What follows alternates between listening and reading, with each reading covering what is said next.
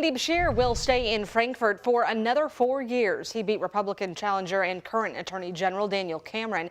Despite being in a dominantly Republican state, he won by a bigger margin than anyone saw coming. Senior reporter Isaiah Kim Martinez with chief photojournalist Philip Merle were at Paris Town Hall for his victory speech. Well, it was something he repeated throughout his campaign. It was this effort to remove the partisan label from this race, and now the voters have spoken, and the two-term governor Andy Basher's message appears to have resonated with Kentucky voters. Thank you, Kentucky!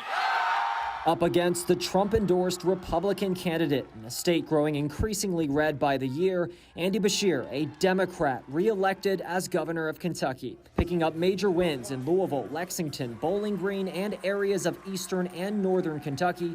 In his victory speech Tuesday night, the governor, never mentioning Daniel Cameron or former President Donald Trump's names, but he did allude to their strategies not reflecting Kentucky values. And a clear statement that anger politics should end right here and right now. Basher speaking on the disaster responses that have in many ways defined his first term. We have been through a lot together. Devastating tornadoes in the west, historic flooding in the east.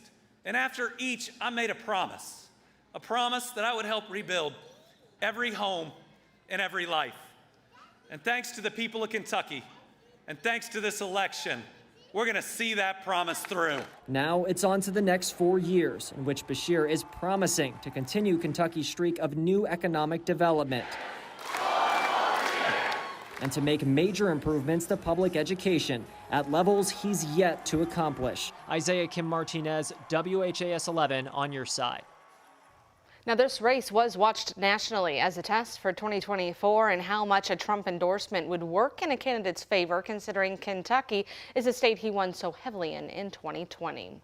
Well, over at the downtown Louisville Marriott, there was some celebration at the Republican watch party, but the only time Daniel Cameron took the stage was to give that concession speech.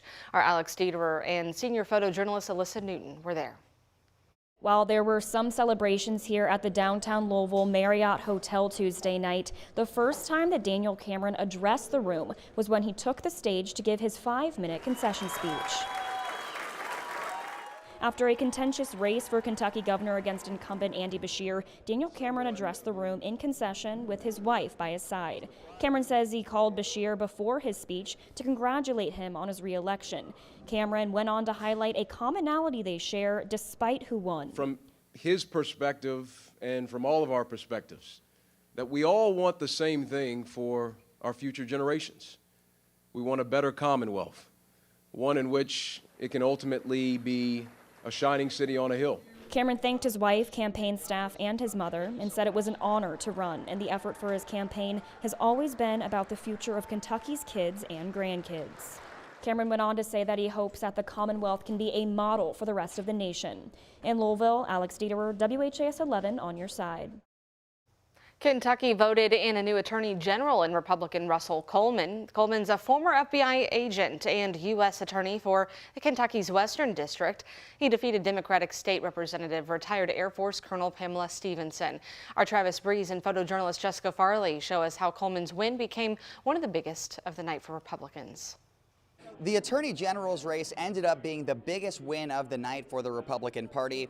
During his victory speech, Russell Coleman talked about backing the blue and also stopping the flow of drugs over the southern border. Coleman said he wants to beef up training for prosecutors all around the state, how to lock up violent offenders and keep them behind bars. He has previous experience as an FBI agent and a U.S. attorney, and many thought that that experience is what pushed him over the edge on Tuesday. He also spoke directly to the people of West Louisville. For the neighborhoods in West Louisville struggling to address violence, for rural counties and small towns fearful that Washington's radical agenda is attacking our values and our way of life, I see you, I hear you, and I will represent all of you. Coleman also thanked Pam Stevenson for a great race and for her military service. In Louisville, Travis Breeze, WHAS 11 on your side. In a statement sent to WHAS11, Stevenson said this fight is not in tonight. We will continue to keep the faith, continue to do the work, and we will continue to love our fellow Kentuckians. Republicans swept the other down-ticket races. Secretary of State Michael Adams easily clinched a second term, defeating Democratic challenger Buddy Wheatley with a 61% of the vote. In the race for treasurer, Republican Mark Metcalf defeated Democrat Michael Bowman by about 185,000 votes. Metcalf will replace Republican Allison Ball, who will now move to a new position as Kentucky auditor. She defeated Democrat Kimberly Reeder. And Republican Jonathan Schell defeated Democrat Sierra Enloe to become the state's next ag commissioner. He'll replace current ag commissioner Ryan Quarles. Local races in southern Indiana included the race for New Albany's next mayor. Incumbent Democratic Mayor Jeff Gahan won his fourth bid for re-election, taking 52% of the vote.